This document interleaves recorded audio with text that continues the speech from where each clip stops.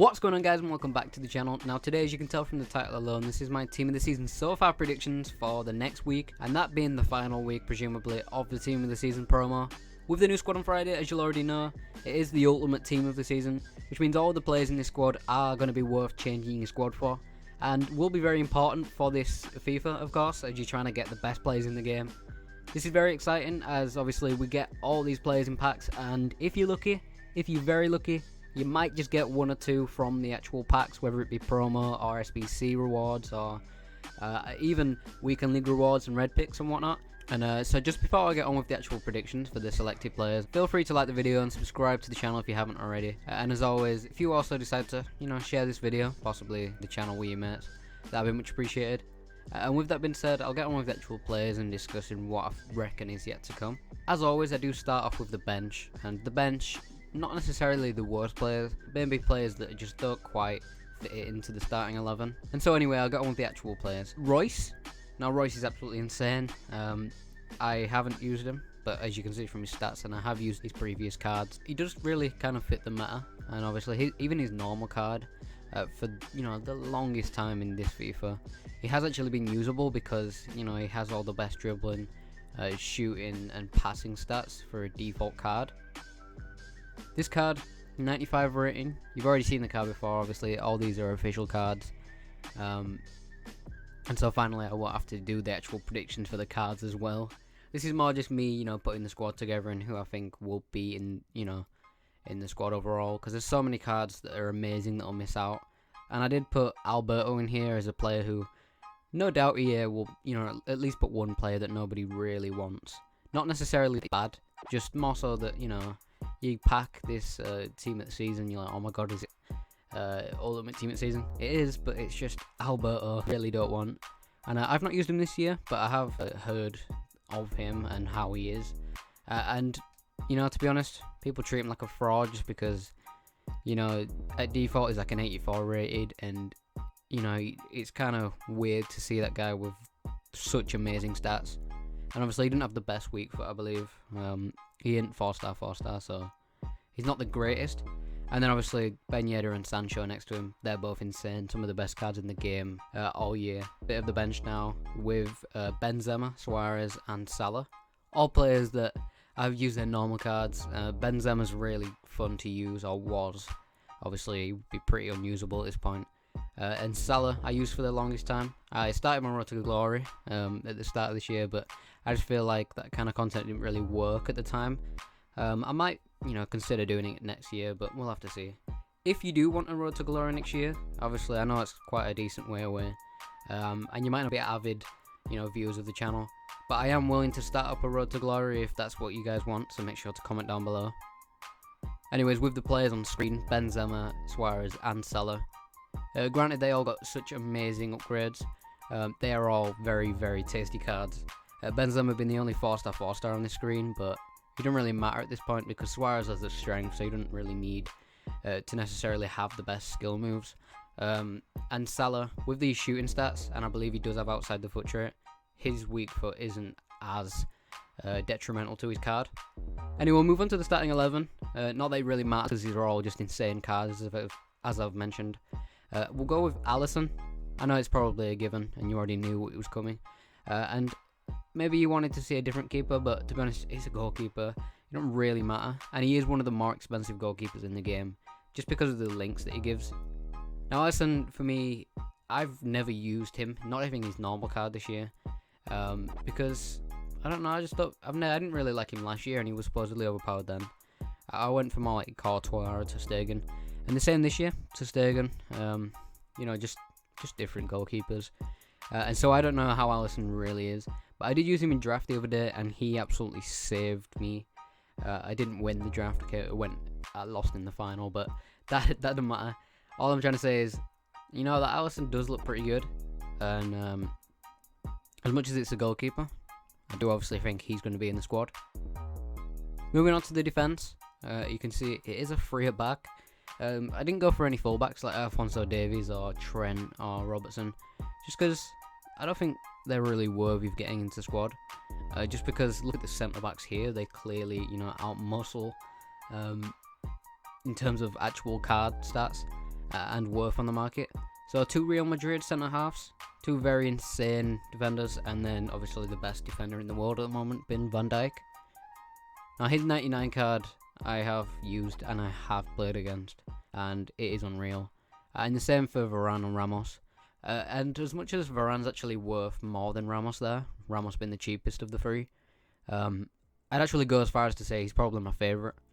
I, on my actual Ultimate team, only have his 93 right back, and obviously I play him at centre back, sometimes off chem, so it's nowhere near as good as his card, but with all things considered, I'd say Ramos just has the agility and balance, and maybe the lack of height, which actually works in this game as a defender even. And so yeah, Ramos is my favourite out of these, but it doesn't really matter because, you know, they're all insane. And it'll be a very exciting time, just because, just imagine the amount of players you can actually get. It'll be amazing. And I hope you guys, you know, pack a bunch of them. On to the midfielders, and now when I say midfielders, you can clearly see there are 2 attacking players, and that's just because the team is literally full of attacking players, and I couldn't fit, you know, the normal formations into the squad. But when I was putting it in Footbin, you know, 2 strikers managed to get bumped down to midfield, so I felt that made the most sense, even if it didn't make much sense to you guys seeing 2 strikers are in midfield. It doesn't matter because Mbappe, Lewandowski and De Bruyne, 3 players that are absolutely unreal in this game. 2 99 rated cards and 1 98. A lot of people thought Mbappe would get the 99 as well, as, you know, you get a 99 in every league, but they kind of failed when it came to Ligue 1. They should have really followed that trend, but it don't matter because he's still as good as he'd ever be. Mbappe is obviously a very meta player, and basically anyone who just, you know, wants that bit of a piggyback with having some overpowered players will often go with the Ben Yedders and Mbappes. And that's no insult to, you know, any of you guys that might use him. It's just he obviously does help out and he does carry your teams. Lewandowski is a 4-star, 4-star. The only guy who has always had the opportunity to be amazing, but because he's not very fast and goes for a more target man type of player, he's never been amazing in FIFA. Obviously this year, look at the pace that he's got, and the dribbling stats as well, obviously they matter a lot. That Lewandowski card is amazing, and that's why he's worth so much. And then obviously De Bruyne is possibly the best card in Ultimate Team ever. Obviously 90s all round, but it's more about the fact that this guy is the 5-star weak foot. He has the Prem links, and he's even Belgian, which, you know, does offer a lot of good chemistry links, but it doesn't matter because this guy could play off chem and still be unreal. A lot of people would even go as far as to put like a defensive stat on him, just because his attacking stats don't really matter. They don't need upgrading because of how good they are. Anyways, that's, you know, done with the rest of the squad. We'll move on to the final section, this being the actual attackers and not just the attackers in centre mid and whatnot.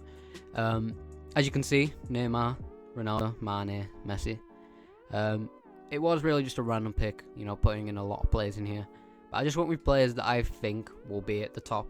Obviously, maybe Neymar is the best out of them, but Ronaldo's definitely worth the most.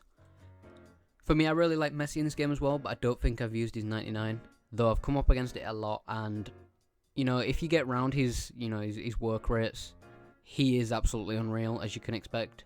It's just the fact that he's a wide player, I believe, and, you know, he just lacks those work rates. There is a little bit of bad news with that card. And Mane, quite the same. I have heard a lot of negative things about his team of the year, obviously quite a while ago now. Ronaldo, as I said, one of the most expensive, if not the. And that's just because, whilst his normal card lacks the agility and balance, and even this card doesn't have the highest, once you put the right chem style on, even on a card like this, he just becomes absolutely insane. And the fact that he has the skill moves and the strength and the body types, obviously that matters as he gets different animations to a lot of other players. He is honestly one of the best cards in the game, even though I don't like Ronaldo's previous cards just because of how clunky he feels. And then Neymar, like I said, at least in my opinion, is the best one here, just because he has the 5-star, 5-star, and he's very meta. And he gets inside people's heads, essentially. You know, you see him in the team and you're just like, oh my god, it's Neymar. I have already lost, in a sense. And that's, you know, that kind of feeds into it. And it's one of the reasons people pick him all the time. Anyways, that is the squad. It's not more than what you'd expect. Obviously, it's just all the best players that we've seen throughout Team of the Season. and there's no real surprises, I hope. In terms of SBCs and objectives, we will see team of the season, even team of the year level cards in these, these opportunities to get these players. Just because it's this point of the year now where they need to give out, and they did it last year, so why not now? Obviously, last year we got the likes of Flashback Maras and even that 95 Awa. Now we might not get them, but we should get players on the same sort of level. And obviously, Awa don't make any sense because he has some 94. But anyways, that pretty much finishes the video for me. If you have any suggestions on players that maybe I missed out, maybe players you think that I should have put into the best possible team, and maybe any ideas for how they'll fit in these mega cards for SBCs and whatnot, I really hope next year that with milestones and all that stuff, they make it more incentivized to actually play, because it's kind of a waste. And we need sections where, they're giving us really great cards, but we have to grind for it. Milestones, I think, was the idea for that, but they haven't really fulfilled what that was capable of. And I hope they do it next year. Let me know your thoughts on that. Anyways, I'll sign off the video now, so if you enjoyed the video, please like it, and subscribe if you haven't already, and I'll see you in my next video. Peace.